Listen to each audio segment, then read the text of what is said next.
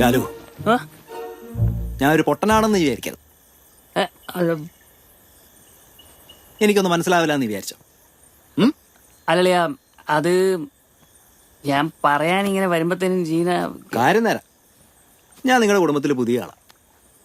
ഇത് എന്നോട് ചർച്ച ചെയ്യേണ്ട വിഷയമല്ല. അങ്ങനെ പക്ഷേ നമ്മൾ നമ്മളുടെ ബന്ധം വെച്ച് നിനക്കൊരു വാക്ക് എന്നോട് പറയായിരുന്നു.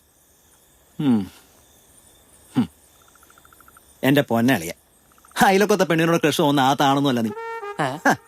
ആരെയാണ് തന്നെ ഈ പറയുന്നത്? ലാലു, പൊട്ടം കളിക്കല്ലേ. എടാ, പ്രേമ മനസ്സിലുണ്ടായാൽ മാത്രം പോരാ. അതാ പെണ്ണിനോട് നെഞ്ചും വിരിച്ച് എന്നത് പറയാനുള്ള ചങ്കൂറ്റം കൂടി വേണം. അളിയന്റെ ഉള്ളിന്റെ ഉള്ളിൽ കുഴിച്ചു മൂടി വെച്ച രഹസ്യം എനിക്കെങ്ങനെ മനസ്സിലായെന്നായിരിക്കും. Simple observation.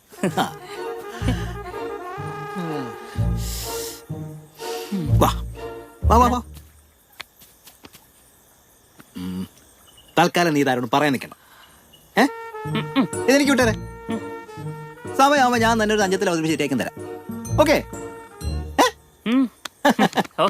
ഓക്കെ.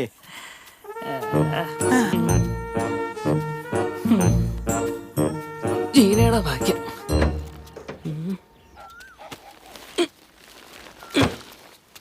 ഒന്ന് പിടിച്ചാടാ. ഇനിയിപ്പോ എന്നാടി പ്രാർത്ഥനയ്ക്ക് ഞങ്ങൾ ഇങ്ങ് വരികയല്ലേ? സൂക്ഷിച്ചു പോണേ.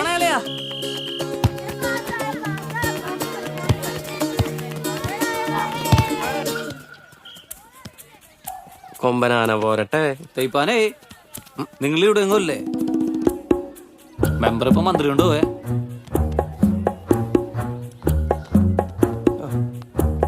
മെമ്പറെ ചെക്ക് ചെക്ക്.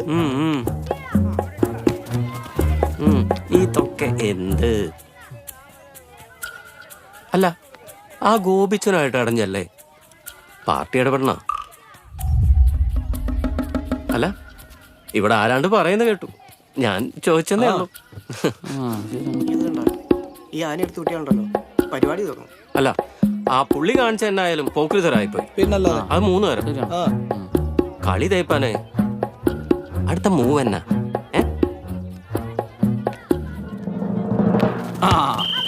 കലക്കി. ഇത് തന്നെ മൂവ്.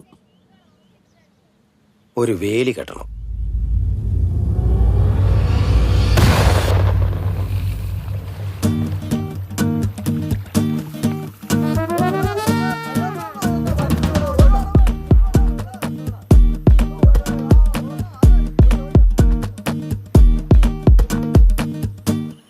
നമ്മുടെ കുറ്റിയാലയില് ജോണിച്ചേന്റെ മോളില്ലേ, അവള് കാനഡയ്ക്ക് പോയിന്ന്. അവൾ എന്നാടി പഠിച്ചേ?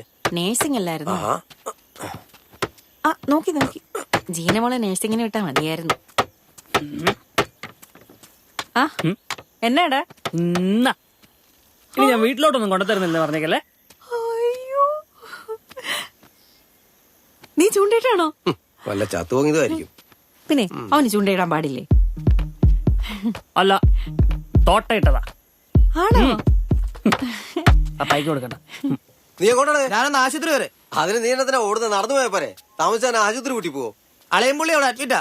ഇച്ചിരി സീനാന്നാ കേട്ടെ. കുളിസീനായിരിക്കും. കറിയാപ്പിയല്ലേ? അഡ്മിറ്റ് ആയില്ലെങ്കിൽ അത്ഭുതം. ഇതൊന്നും അല്ല. പുള്ളി അക്കരക്കട പോയി കുളിച്ചോണ്ടിരുന്ന പാരാണ്ട് ഇക്കരക്കട പോയി തോട്ടയിട്ടതാ.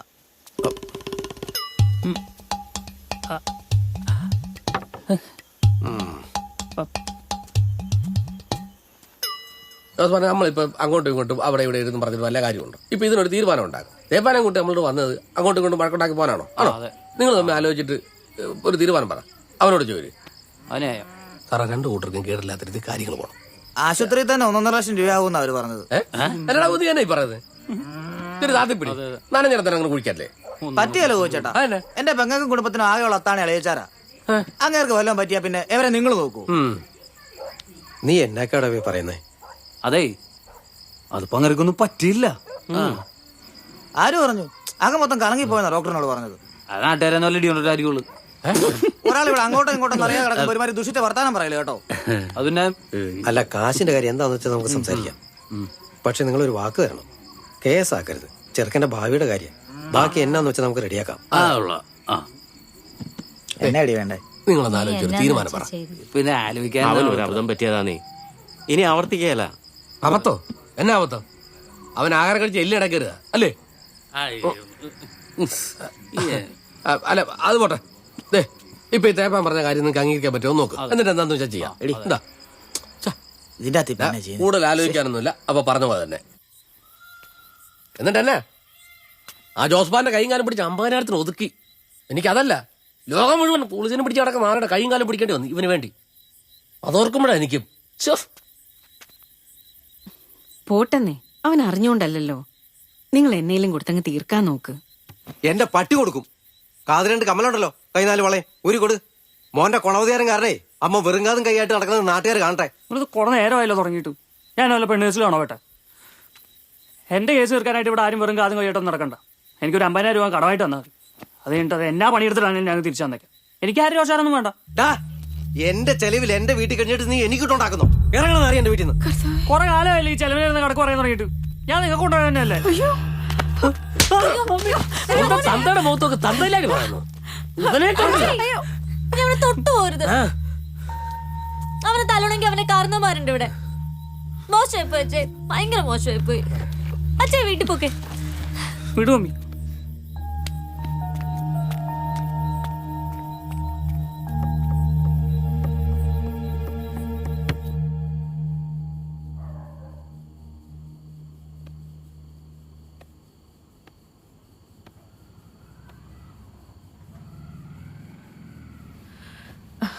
എന്നാലും കോപിച്ച ലാലുവിനെ തല്ലണ്ടായിരുന്നു. അവനൊരു അബദ്ധം പറ്റിയാന്ന് അവൻ പറഞ്ഞല്ലേ. എന്നൊക്കെ പറഞ്ഞാലും അവൻ നമ്മുടെ കൊച്ചല്ലേ പപ്പായി. നാട്ടുകാർ അവനെ തല്ലുന്നത് എനിക്ക് സഹിക്കാൻ ഒക്കത്തില്ല. നാട്ടുകാരോ? കൊച്ചുനാൾ എന്നേക്കാൾ കൂടുതൽ ഇവനെ ചുമന്നോട് നടന്നേക്കുന്നതും ചോറ് വാരി കൊടുത്തേക്കുന്നതും അവനാ. അവൻ തല്ലിയാ ഞാൻ തല്ലിയ പോലെയാ. ആ വിഷയത്തിൽ ഇനി വേറെ വർത്താനമല്ലോ കേട്ടോ. കൂടപ്പുറപ്പിനെ പോലെ കാണേണ്ട പെങ്കൊച്ചിനെ കയറി പ്രേമിച്ചേ നന്ദികേട് കാണിച്ചത് നിന്റെ മോനാ. ആ തല്ല് കണ്ടപ്പോഴേ അതിന്റെ ചൊരുക്കേർത്തായിട്ടാ എനിക്ക് തോന്നിയ. നീ ചുമ്മാ നഞ്ചി കിളക്കാതെ കിടന്ന് ഉറങ്ങാൻ നോക്കൂ ലിസി.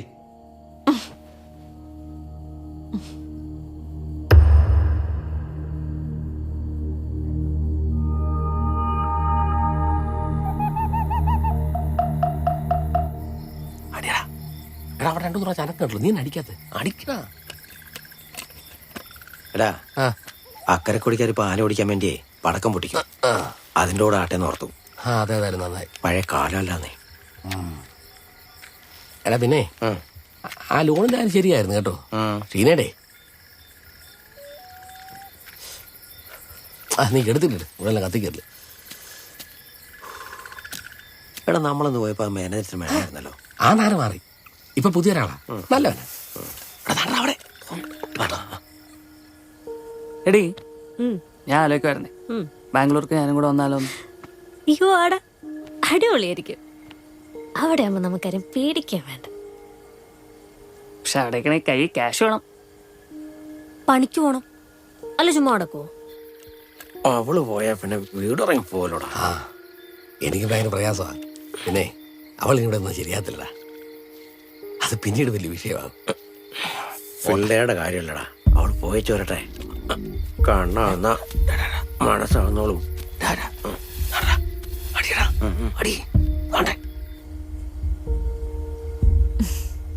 എടാ ലാലപ്പ, ഇങ്ങോട്ട് നോക്കി.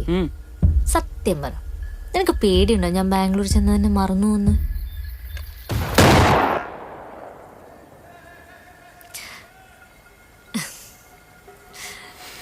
എടാ നീ ഓർക്കുന്നില്ലേ പണ്ട് എനിക്ക് ഒട്ടുപാലിനെ വേണമെന്നും പറഞ്ഞ നമ്മുടെ കേസ് ആദ്യം വീട്ടിൽ പൊക്കുന്നത്. അന്ന് അമ്മ ഒരു ചന്ദ്രിക സോപ്പ് തീരുന്നേടം വരെ തേച്ചിട്ട് എന്റെ ദേഹത്തൊന്നും മണം പോയില്ല. ബാംഗ്ലൂർ അല്ലെ ഏത് അമേരിക്കയെ കൊണ്ടിട്ട് ഉരുട്ടിയാലും എനിക്ക് ഒട്ടുപാലിനെ മണമായിരിക്കും.